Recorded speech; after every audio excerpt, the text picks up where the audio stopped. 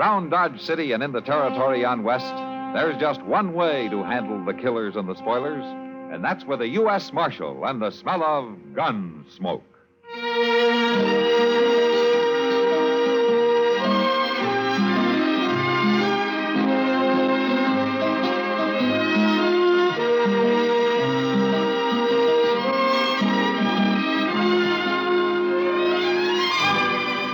Gunsmoke, starring William Conrad, the story of the violence that moved west with young America, and the story of a man who moved with it. I'm that man, Matt Dillon, United States Marshal. The first man they look for and the last they want to meet. It's a chancy job, and it makes a man watchful and a little lonely.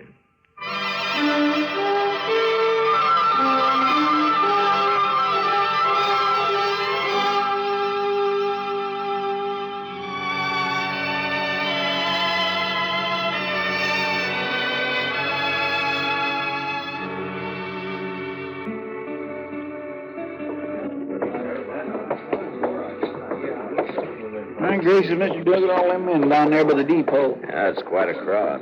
Well, what's so curious about a wagon load of buffalo hides, I wonder? Well, maybe they got a white one, Chester. And they sure must have something mighty interesting. Yeah. Is this your wagon, mister? No. Gatcliff's. I skinned for him. Well, what's the crowd for? Just curious. The other skinner got hurt, and we brung him into the dock. Oh, what happened? Is he hurt bad? Bad enough Gatcliff didn't see no sense in bringing him into town at all. Me and the cook, we made him, though. Here comes Gatcliff now. Chester. Yes, sir? Go up to Doc's and see what you can find out, huh? All right, sir. How is it, Gatcliff? The doc will take care of everything, Tobe. Well, never mind that. How is he? He's dead. Now, let's drive these hides on down to the shed. Come on. Just a minute, Gatcliff. Some other time, Marshal. I'm busy. So am I, but I want to talk to you anyway. You and the cook go get them hides unloaded, Tobe. I'll be right along. Yeah. All right, what do you want, Marshal? What happened to your Skinner? Billy? He hurt himself, that's all. He's dead, isn't he? Yeah, he's dead. Look, Gatcliff, anything you don't want to tell me, I can ask Doc. Well, there's about. nothing to tell, Marshal. He got hurt and he died, that's all. When did he get hurt? Last night. Then why didn't you bring him in last night? Them other fellers, the cook and Tobe, they figured he was done for anyway. They didn't want to bother, I guess. Well, what happened to him? How did he get hurt? I don't rightly know, Marshal. He was alone in camp. We got there, he'd gone and burned himself. Burned? With what? Hot lead, Marshal. Spilt it all over him. He was cooking up lead in a fry pan. That was one of his chores, making my bullets.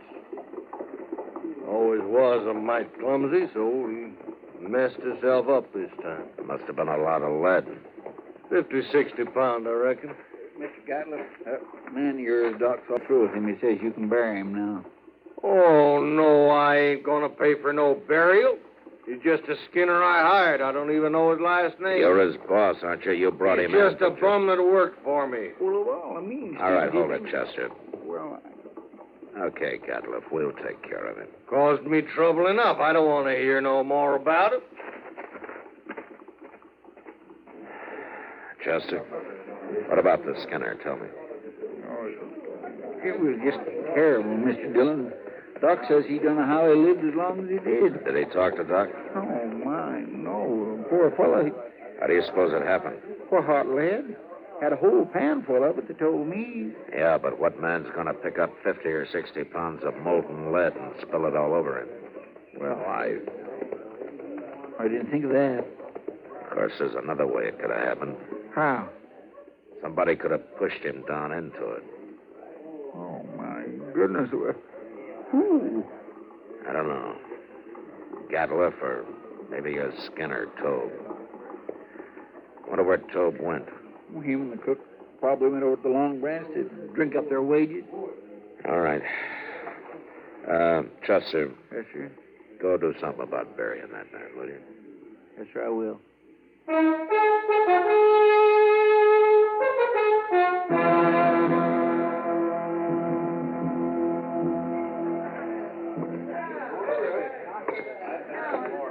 How are you, Tobe? Marshal. Sam, set out a bottle of rye and another glass, will you? Sure, Marshal. Buy you a drink, Tub. You will? Well, sure, Marshal, sure. There you are. Well, Tub, here's to your friend, Billy. Well, he weren't no friend of mine, but he died a bad death. I'll drink to him.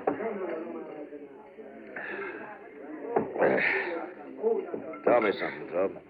How did Billy and Gatcliff get on?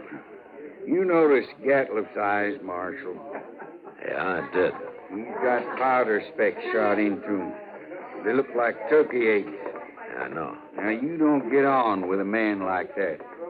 How come I never seen him in Dodge before? That man's greedy, Marshal. He's downright wicked about money. He figures he can save time and make more money by selling his hides to buyers' agents on the prairie. He gets less out there, but he can kill and sell more that way. Well, he came in with a load of hides today. Well, that's just because we made him come in with Billy. Yeah. Tell me about the accident, Tub. Well, Billy was melting lead in a fry pan. The way I figure it, he must have tripped somehow and fallen smack into it. When we rode in, we found him rolling around on the ground. That's all I know. When who rode in? Well, me and the cook. The cook skins on days Billy's making bullets. And where was Gatcliff? Oh, he went in just ahead of us. Oh? How long ahead of you? Maybe 20 minutes. And he found Billy first, is that it? Yeah, guess he did. Now, I hadn't thought of that before, Marshal. So that's why you've been asking so many questions. Well, I wasn't sure, Tub. But I expect you're telling the truth. The cook told the same story. So that's what happened. Gatcliff killed him. Why, he murdered him. Yeah, that's what it looks like. But I haven't got enough to prove it.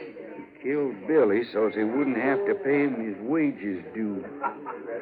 Well, you see, we've been out 4 months. He must have owed Billy $300-400. Yeah. You going back out on the prairie with him? I ain't afraid of him. He'll sure be sleeping with one eye open from now on. And if you let on your suspicions, he'll sure try to kill you. Not me. He can just do his killing on somebody else. You'll be leaving in the morning, I suppose, huh? About dawn, I reckon. As soon as Gatcliff hires a new skinner. Yeah. Well, the bottle's yours, Tobe. And good luck. I sure do thank you, Marshal.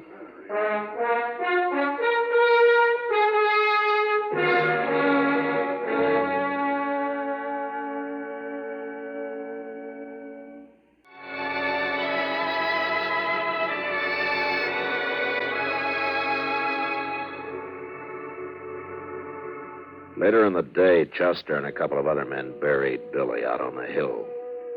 As Tobe said, he'd died a bad death, and it was made worse by the man who had done it to him, going scot-free.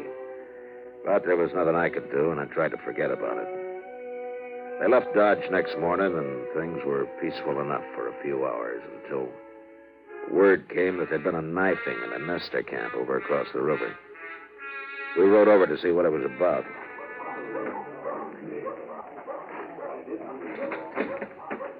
Yes. Well, he was knifed in the back, Matt. That's all I know. Yeah, and nobody saw it happen. This looks like somebody got clean away with murder. Yes, it is. Well, look here. Why, Yorkie. Marshal?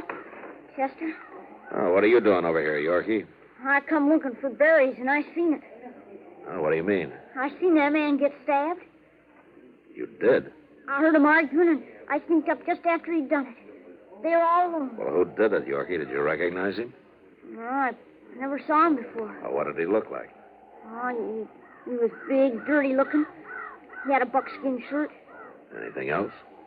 Well, he had funny eyes, Marshal. He had spots in them. What you doing there? Sounds like... Yeah. How in the world could you ever sneak up close enough to see his eyes, Yorkie? I lived with the Arapahoes. Well, by golly, you did, didn't you, Sam? You know who did it, Marshal? I do now, Yorkie. I hope you catch him. I gotta get back. So long, Yorkie. I guess it was Gatcliff, all right, Mr. Dillon. Yeah. Seems like a dangerous sort of man to be running loose. Well, I got him now, Doc. As soon as I find him. I hope so, Matt. I certainly do hope so.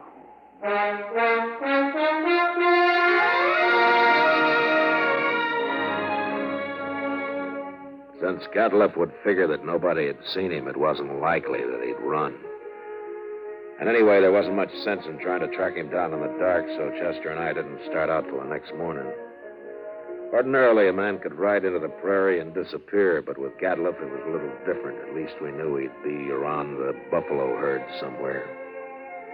It was late afternoon before we reached good hunting grounds and almost dark when we found the first hunter's camp. Supper will be ready soon. Cook, throw some more tongue in that stew pot. All right, Miss Mercer. If you don't like buffalo tongue, you'll go mighty hungry in this camp. Well, thanks a lot, mister. Yeah, you're a lawman. Yeah, Matt Dillon. I'm a U.S. Marshal. And my name's Tom Mercer. Pleased to meet you. This is Chester Proudfoot. How do you do? Supper will take a little longer now, and anyway, my skinners won't be in for a while yet. How you been doing, Mercer? Oh, fair, Marshal, fair. I killed over 100 today. You been here long? About a month. I'll move on in a couple of weeks. I don't know, Marshal. I think this whole southern herd's going to be clean wiped out before long. Next year, I'm going to Dakota.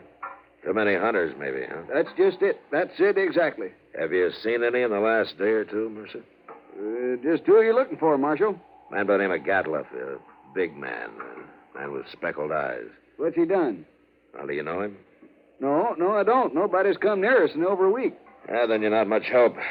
Except for that stew that your cook's making. Boy, you like that. Hey, we're having dried apples, too. Ah, good. I swear I pretty near could eat a buffalo raw, the entire beast. You must be part Injun. No, sir. I've seen one of them eat a whole liver raw. Got propped up against a tree and ate every bit of it, then went sound asleep right there in the sun. He was sure some sight. Where'd you ever get that close to an Indian? Oh, Indians ain't always bad. No. But they're going to get real hungry when you hunters finish this herd off. That's so, Marshal. That's surely so. That's what makes them mad. Now, don't you think that's reason enough? Fellow told me a couple of weeks ago he run into a bunch west of here. He was looking for scalps, all right. Hey, here come the Skinners. Now we can get outside of some of that stew. All of it. Don't you ever feed this man, Marshal? Only when he works, Mercer. Oh, now, Mr. Dillon.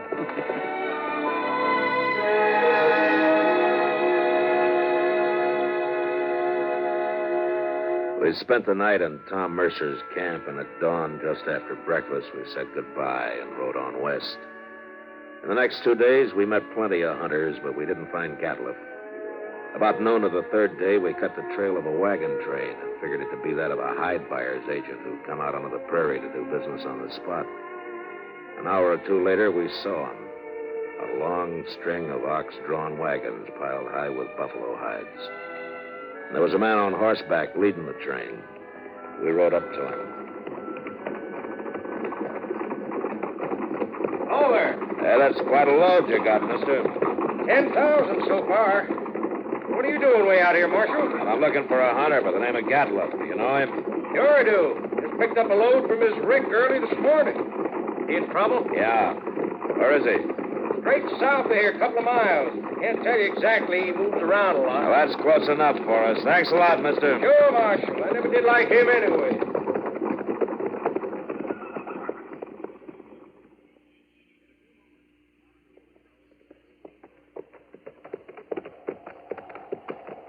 There's an empty rick yonder. That must be it. Yeah, but he's moved his camp.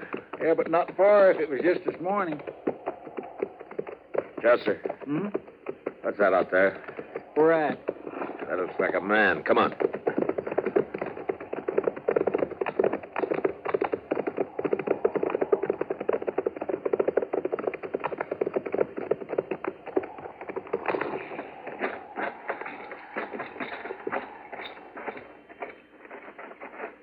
Well, Mr. Dillon, it's that Skinner here. Yeah.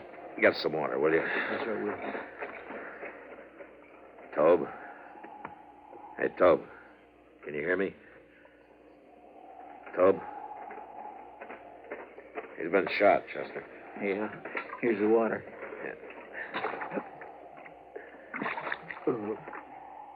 Tobe. Tob, it's Marshal Dillon. Give me a drink. Here.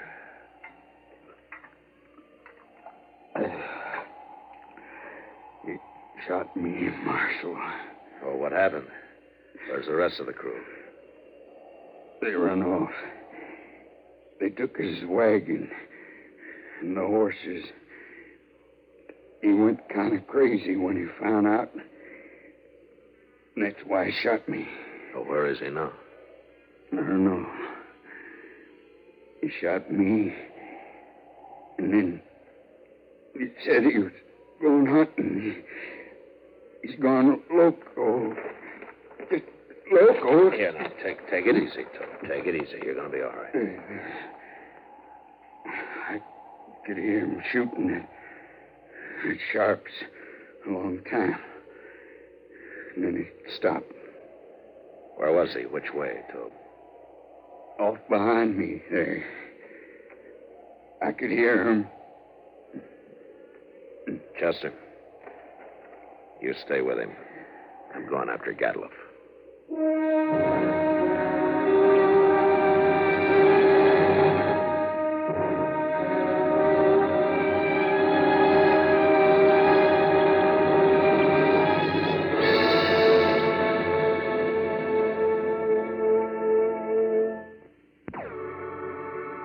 Off in the direction Tob had indicated, there lay a large, isolated hollow surrounded by low ridges.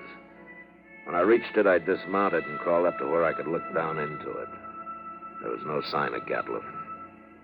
But lying on the prairie floor were the bodies of countless fresh-killed buffalo. It was a strange sight. The old bulls and the cows and the little calves lying there, blackening the prairie grass. I got up and I stood looking at it for a long time. Then suddenly, out in the middle, I thought I saw a slight movement, and a second later, there came the familiar boom of a Sharp's 50. And I dropped behind the ridge and waited. And then Chester rode up.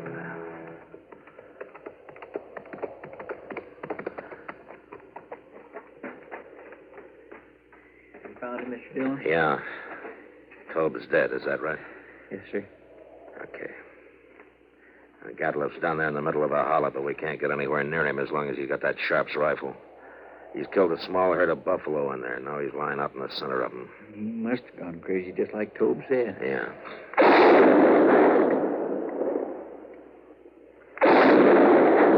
What in the world is he shooting at now? I wish I knew, Chester. Mr. Dillon, the way he's facing them shots. Yeah. That's a signal for help, Chester. Come on. Look out, maybe it's just a trap. We'll be ready to take cover behind one of these animals. It might be. Yes, sir. Just keep your eyes open now.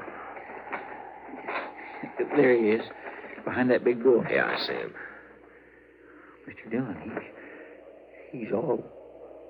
Yeah, there have been horses in here. Indians. Oh, my goodness. Come on.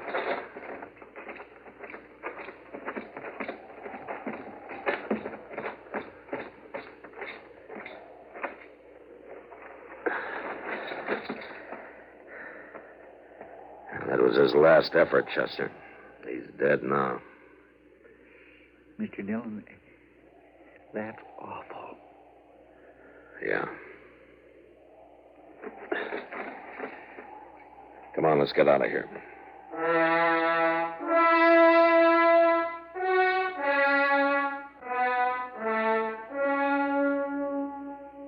I don't know how the Indians caught Gatcliff. He'd gone a little mad, and maybe that made it easy for him, but they finally got themselves a buffalo hunter. And into their unbelievably savage torture of him had gone all the hatred and desperation of a race being slowly starved and driven from their homeland. Then they'd put him there, surrounded by his own bloody slaughter, and they'd gone off with a gesture of contempt, leaving his rifle and his ammunition by his side. And having seen what they did to him, I'll never know how he managed to fire even one of those shots. For all of his evil, Gatcliff had died harder than any man I'd ever seen. Chester and I rode back to Dodge. And it was never mentioned between us again.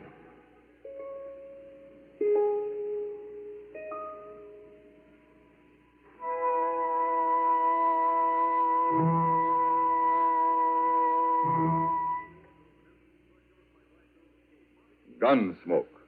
Produced and directed by Norman Macdonnell, stars William Conrad as Matt Dillon, U.S. Marshal. The story was specially written for Gunsmoke by John Meston. Featured in the cast were Lawrence Dobkin, Vic Perrin, Richard Beals, Harry Bartell, and Jack Moyles. Parley Baer is Chester, and Howard McNear is Doc. Join us again next week for the third of the 5 most popular Gunsmoke shows. It is called Word of Honor.